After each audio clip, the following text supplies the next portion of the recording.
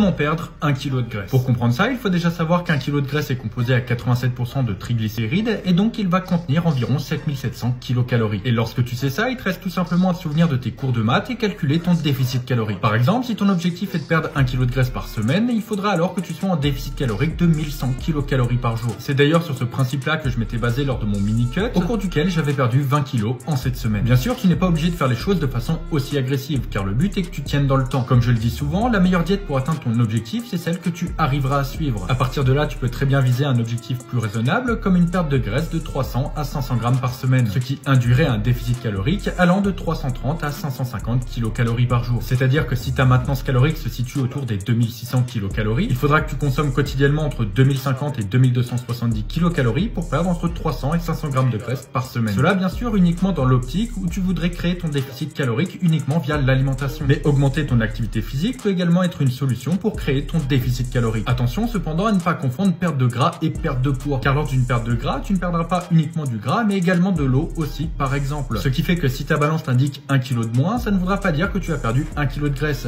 mais plutôt un mélange entre de l'eau et du gras.